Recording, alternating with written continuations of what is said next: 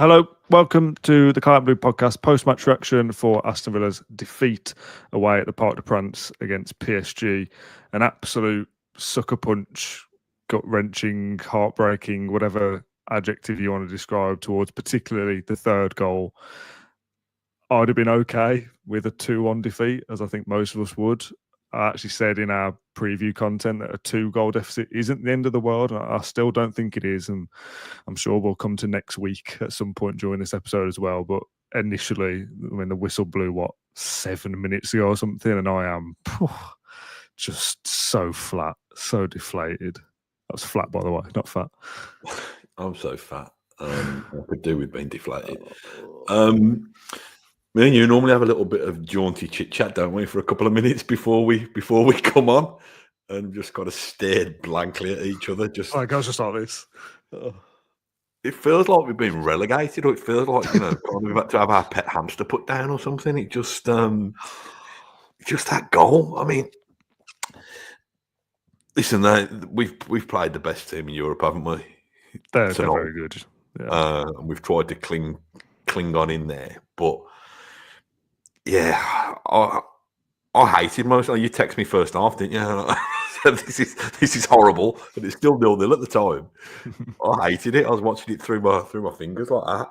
I thought we did all right, in the circumstances. I've just seen something even more horrible. Not us texting, but I do what you do, and you text yourself, don't you? Like notes and stuff during games. Yeah, I don't do that. But I do it on Slack. So I did a title suggestion at 2-1. There's the first thing that came on my phone when I opened it then, and it should have been resilient Villa have it all to play for in second leg. So I was ready to post. Kind of do. I know we kind of do, but the third goal obviously changes it.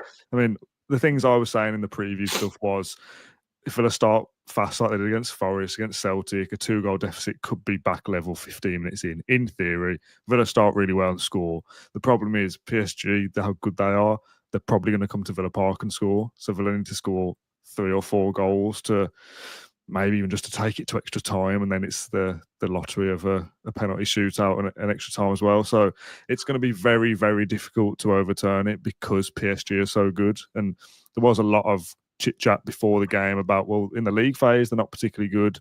They've only been good against Liverpool. Like, are we really going to read too much into that?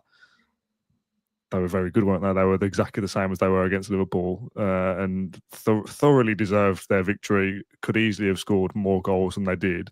And as Fletch and Rio and Ali McCoy were saying on the commentary, they will come and play at Villa Park exactly the same way. They'll come and do exactly the same things. They'll play their way. They'll come on to us and they'll want to score goals. And if they play like they did tonight and we can't get ourselves going or it's a bit slow or whatever, they're going to score a couple of goals and that is the end of our Champions League campaign. But I don't want to focus on that too much at the moment right this second because there is still a slim chance.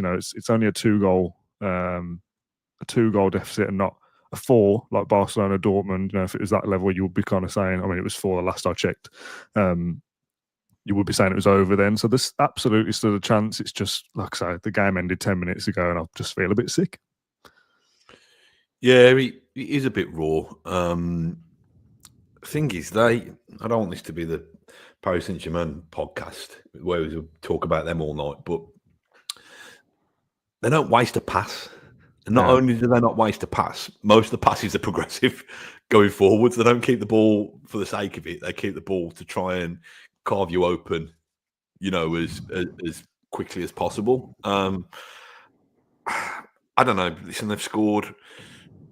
Probably scored 3 worldies in a way because I thought the final goal was just class as well. Having that presence of mind to cut back inside when you've already put Martinez on his backside. I thought they were brilliant, and I was probably getting too excited, jumping around the lounge when Rodgers has put us 1-0 up, thinking, "Oh, that's it, batten down the hatches, we'll get the 1-0 and then we'll complete the job at Villa Park." Listen, it's still game on. They're not infallible, but we're going to need something really special, aren't we? Yeah. What did you make of the way that we played? Obviously, hindsight is 2020. I've already seen a lot of comments saying that we gave them too much respect or were too defensive. But to me, that was exactly what I expected. If we try and played more expansive than we did, we'd have lost heavilier. More heavy. Lost by a larger margin, heavier. Yeah, I don't know, Dan. You know, it's all very well us saying it in hindsight. Like you said, we'd have come away with a 2-1. We'd have actually thought, well, actually, that's a pretty good outcome. With the second half still to go, and the fact that we've had to take some pain tonight in terms of not getting much of the ball. I mean, if I'm being hypercritical, I think we're a bit scruffy and not looked after the ball well enough in certain times. But they swarm around you, you know, in vast numbers and so quickly that it's easy for me to say that watching it on my television. But when you're the person on the ball and you've got players of that pace and that relentlessness all over you, I'm sure it's not that easy to keep possession. Yeah, there's a comment here from Michael who said, they're good, but we made them look that good. I disagree. They're that good. What you're saying there about us being scruffy, they did that to us. That wasn't us just having a bad day at the office and we didn't play particularly well. Their press is relentless. There's a period towards the back end of the second half where they're running at you with 5 players. They're already winning. It's very difficult in that environment with that intensity. Now, this is going to sound obviously a stupid thing because I haven't just played the match. I feel drained just from watching it. Does that make sense? Do you feel the same? Yeah, well, I was going to phone in sick for tonight's podcast, so I've not been very well anyway the last couple of days, and when we win, I've put the germ in Paris Saint Germain. So even from my sick bed, I can still conjure up such creative beauties like that. So yes, I was drained before it started. After 10 minutes of it, I was more drained. By the time the 90 plus 3 was up, I'm a spent force, mate. I got nothing left. So hopefully I'll recover in time to be back at Villa Park next Tuesday, and doing my bit. But like I said, I think the fact that we've jumped on 10 minutes after the final whistle, it is really, really raw, and probably we've still got a 2-goal deficit against the team that's probably going to go on. Well, if they get past us, probably going to go on and win the Champions League this year. But maybe in the cold light of day, we'll just think, well, actually, okay, you know, we are, you know, I think you said the other day that for our form so far this year, calendar year 2025, we're 4th in the Premier League. And, you know, last season, we obviously finished 4th in the Premier League. We're a pretty good team. You know, so if we're clutching for positives, then this team is capable of taking the game to anybody. You know, we've beaten Manchester City, Arsenal, Bayern Munich, behind closed doors, Bayern Munich in the last kind of 4 or 5 years. So we are capable. It's just like you said, that the fact that it's not going to affect them whether they were losing 1-0 or whether they were winning 3-1. They'd have come to the park and played the same way. So we've got to be. I mean, I don't know what was tonight from a Villa perspective, a 7 out of 10. Well, considering the opposition. There's a comment here from. Sorry, man. There's a comment here from Sam who says, I don't know whether this is aimed at us or the other people in the comments. He's put ridiculous negativity. We stood up and did all right against elite quality. I agree. Like that, I feel sick because we've conceded the 3rd goal that makes the second leg much harder. At 2-1, would have been coming on here going, you know what, done all right there, lads. Like we've played well in the context of what we've had to face. Like I think the commentators again said something like lesser teams buckle in this against this performance, and they've already lost much heavier than 2-1 at that stage of the game. Like other sides could have fared a lot worse than Villa. So I was prepared to come on and be like, I'm pretty happy with what we've just seen. Like I think we've had a game plan to keep it tight. When we were texting, you said, I'm hating every minute or whatever. I was just like, well, I'm glad it's 0-0. 10 minutes, 20 minutes, still 0-0. We go 1-0 up. Like, all right, what we're doing is hopefully going to go on to work. Like we've set the foundations for a good, solid game plan. The 3rd goal kills the mood for next week, but that doesn't take away any kind of pride for Villa have given it a damn good go against potentially the winners of this year's competition away from home. Probably the biggest match of a decade or something. Certainly of the standard of opposition and the competition. Obviously, we've not been in it for 40 odd years, so it's the biggest in that sense, regardless. And we've not gone there and lost 5-0 and been shown up as like plucky Aston Villa probably shouldn't even be in the Champions League because they're not even that good. Look, they've just been battered by PSG. Like, we've played reasonably well in the context of who we're against. Like, we're not played well in the sense of we've made loads of chances and should have scored a few goals, and we've been swashbuckling, and Tielemans played 9 out of 10 and Rodgers 9 out of 10. We didn't play well in that sense, but we kept PSG at bay for large parts of the game, and a 2-1 would have been, I think, a decent result. 3-1's not the end of the world, but it just certainly, for now, 10:15 on Wednesday night feels a little bit nasty. 5 minutes to 8 next Tuesday, we'll probably be like, well, if we score early, you never know. So, yeah, that's the football fan's prerogative to blow hot and cold depending on what mood you're in. And I think we're in the game enough to come and pack out Villa Park and to create an atmosphere and do our bit. So I think it's going to be an entertaining. It's not truly entertaining unless we get the outcome that we want next week, but there's plenty on it still. And I love this comment from Matt B88 as a kind of antidote to our frustration and negativity. Third goal just means we'll go to pens and Debu will blow the roof off the Holt end. So I think I'll take it. All we've got to do is win 2-0 in normal time next week and drag it to penalties. Like, again, that doesn't sound impossible at Villa Park, where we've lost once all season in the Premier League to Arsenal in a game that we should have won anyway. So this is far from over. And when we're doing some kind of preview content next week, that will be the vibe of our feelings. Like, score early and score first, and it's absolutely all to play for. And do you want to bet against us? All those kind of cliches will be coming out, won't they? So it just feels raw because it's literally just happened, and I was relatively comfortable with a 2-1 defeat, because obviously then 1 goal straight away, and you've pretty much wiped out the first leg and all the hard work PSG have done. Feels a little bit futile to go all the way back, but what about the 11? Were you comfortable with what we tried to do from the off? In terms of the selection, yeah, I don't know whether you. I think it was very similar to the 11 that I picked, with the exception of Rashford was in for Watkins, and therefore Ramsey was on the left wing instead of Rashford. So it was very much what I expected. I think it was difficult, and we've said why in terms of the circumstances and in terms of how much they swarm around you, but we didn't really get Tielemans and Kamara on the ball much, and most of their work was just chasing off the ball, wasn't it? Trying to get as close to PSG as they could. So I thought that made it difficult. I thought we defended relatively well. I think obviously Douay's pinged one in. They're good goals as well. That's the almost, you can either have it as a bit of a blessing or a frustration that we've said before. If you're going to concede goals, when Villa are throwing them in and doing silly things, that's really bloody irritating because it's avoidable. You can see 2 worldies, arguably 3, great goals. There is a little bit of you goes, well, what are we supposed to do about that? Not many goalkeepers are going to save, particularly the first 2 goals. So I'm not frustrated in the sense that we've conceded because we weren't very good. Like, we're at the elite level, aren't we? And it shouldn't be a surprise to anybody that we've just played somebody really good and they're actually really good, and Villa found it difficult. Again, start well next week, still in the tie, etc., etc. But just on the 90 minutes tonight, Villa found it difficult, and that's fine. Like, we're at the moment not as good as PSG, and that's just the way it goes.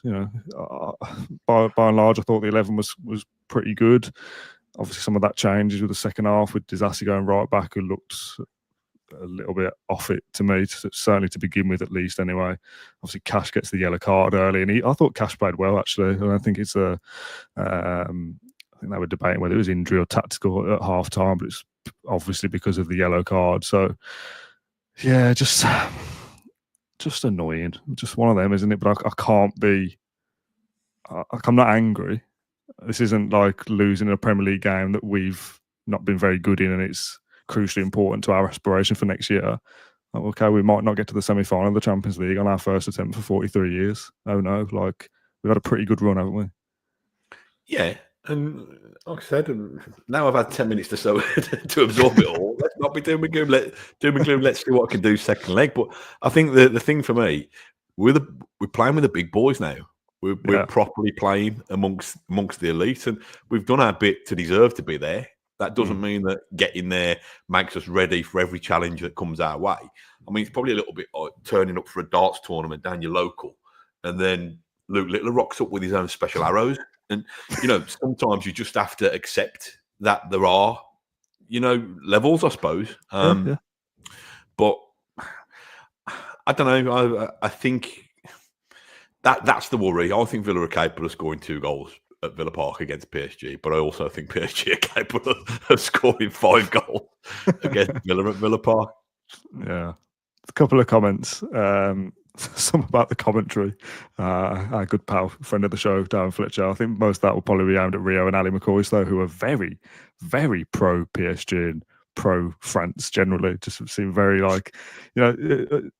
often because it's the English side and it's an English broadcaster, we are the focus, and all the build-up was about Villa. Obviously, all the little highlights packages are all based about Villa during the game. It's just like, PSG are brilliant, aren't they? So, all right, lads, we know, but can we have a little bit of credit, maybe? Yeah, that's whatever. It's Villa fans' right to be annoyed by commentary, as we usually are. A couple of different comments though. Mark came back to beat Tranmere in the second leg of the League Cup 3-1 down all those years ago. What's the difference? PSG, Tranmere, to be brutally honest, that's the difference. It's a different level. Scoreline, yes, get it, but yeah, different proposition. And William says, to flip it for a little bit, can we just appreciate the feeling of going 1-0 up? That was good, wasn't it? That was a lovely feeling. I'll properly celebrate in the living room by myself. Yeah, well, me and my son had a little bit of a spat earlier, but it thawed in time to watch the match. And then that goal, yeah, exactly. Yeah, I got the shivers actually because of my little bit of bit of flu, but that goal reunited us, to be honest. Good. So thank you. To be fair, I mean, I don't know what order you want to talk about it, but I thought that goal, it was quality. McGinn, marauding McGinn on the front foot. Rashford timed the ball perfectly for Yuri. He's put it. It's a very inviting ball across the box, and then I thought Donnarumma might get a hand to it, but Rodgers has stuck it away, and it did feel like, wow, what can we go and achieve? Yeah. And then within 5 minutes, your teenagers pinged it in the top corner. Your lad was there. That's it, yeah. Oh, God. Is he even at the stage now where some of these players are younger than him? How old is he now? Is he 17, 18? Not quite. He's 17. So Douay was actually born on the day I was married. Was he? Wow. So that was nice of him. Do you know that there's your wedding gift 19 years later? Well, it's funny you should say gift, because Douay in French means gift. Did you know that? Does it? Oh, yeah. Good. I did do GCSE French, but clearly not well enough. No, well, nice. I didn't, but my son told me that. So he might have been telling me lies, but I think that's correct. So is it Desiree's first name as well? Desiree? Does that translate to like love's gifts? Is that his name? Desire's gifts. Yeah, I don't know. I don't know how much analysis we need to do or people want of the actual game, to be perfectly honest. I mean, can we do man of the match? Does that feel a bit odd to you to do that? I don't know. You can do it if you want. I'm not sure I've got many thoughts on it, but do it, and you can go first. God. It's everybody's favourite section. It's time for the Man of the Match award, and we're going to pick our top 3 in order. And if there wasn't 3 good players, it's a bit of tough shit, isn't it? Apparently Desiree Douay means skilled gift, which he is, isn't he? So fair play to Mrs. Douay for that one. Man of the match, difficult. This is where this format falls down a little bit, because we're not going to pick 3 good players. Villa just lost 3-1 and didn't play well in the sense of creating chances and whatever else. Can you pick 3 defenders just because we defended well for parts of the game? I don't know. It's a bit of an awkward one.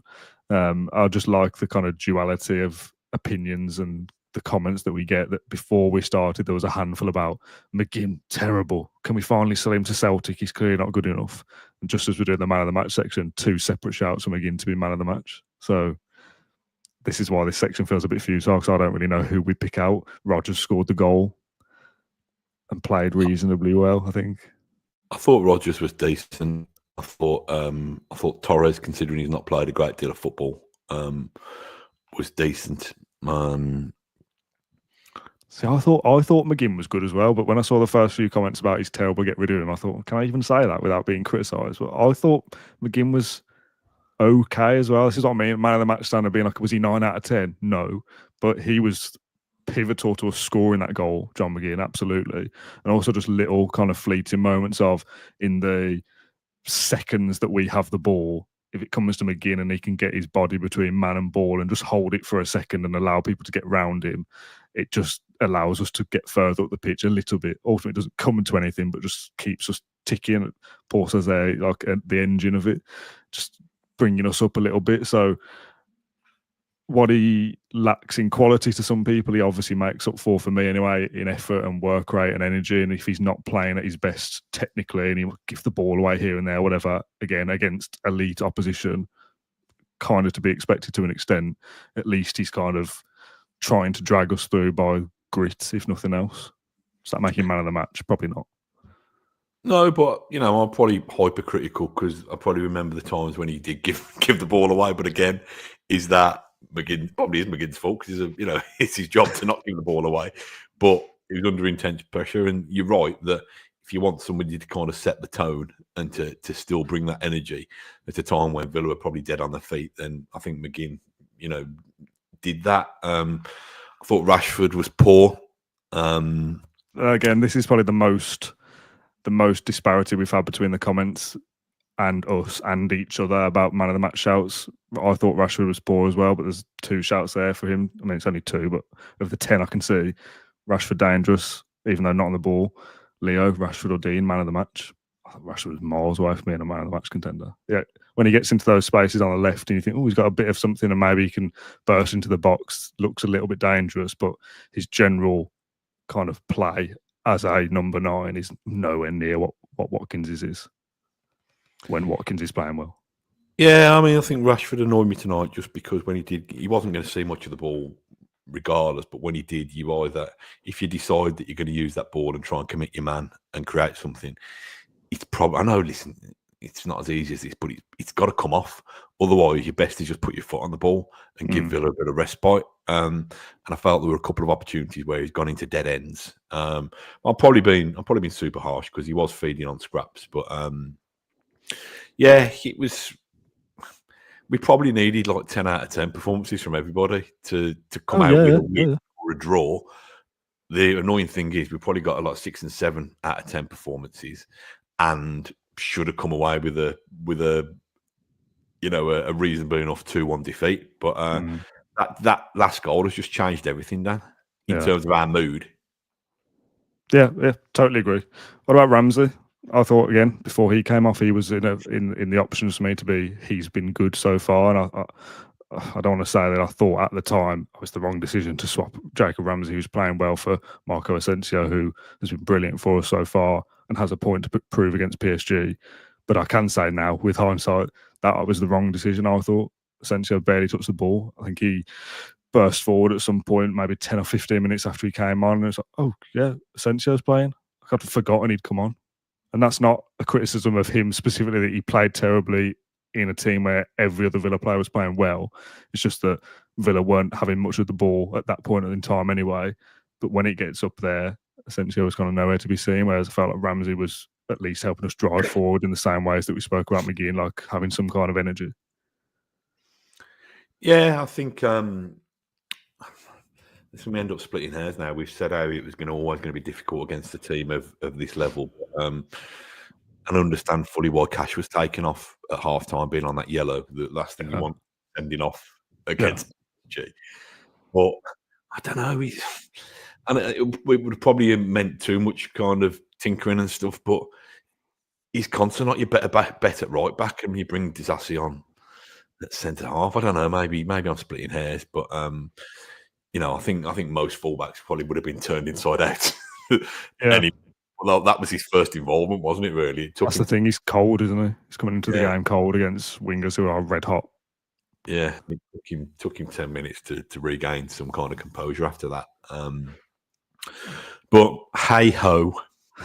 just to end this, because we're not going to do 45, 50 minutes tonight. There's just no appetite for it, I don't think. Just in terms of next week, we again. Getting battered from different angles. Either some people are with us, some people are against us. We had a couple of comments to suggest that we're being too negative and need to cheer up. Rob says, cheer up, lads, we've done amazing. Generally, yes, but we've just lost 3-1 and now makes the second leg much more difficult. But there's other people suggesting to play a weak team next week and kind of just throw it, get on with it, and focus on the Premier League. It's a chance, no? You don't play a weakened team in the second leg just because you've lost the first one. Yeah, I think that's a ridiculous shout, to be honest. You know, play a weakened team for Southampton and go absolute full strength for PSG because you score early, you're backing it. Yeah, well, listen, we've worked hard to get into that competition, so we're going to have to work really hard to get back into it again next year. So I think, well, it's still alive, isn't it? You lose 6-0. And you can say, well, actually, we've had a good day out, but we're going to leave it there. But the fact that it's 2 goals, of course, we're going to go strong. We're going to do our best to win it. Yeah, it's strange that. But that's not just one person saying, maybe try a weakened team and then you full strength for Newcastle. It's not interested in that at the moment. Try and overturn the PSG game first. I think that pretty much does it, I think. Teep says, can we get the etymology for sucker punch, which is in the title this week? It's a boxing term, isn't it, I think? That's where you know it from. I'm not sure, mate. You're the ones who knows where these things are derived from.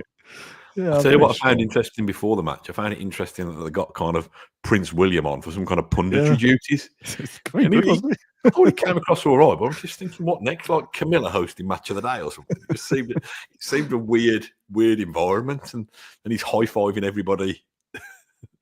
Everybody on the way in from the warm-ups. So, it did feel a little bit like, here's our flashy mascot. Like everybody knows, and like we're going to try and one-up you somewhere. Like you're going to lift restrictions on fireworks.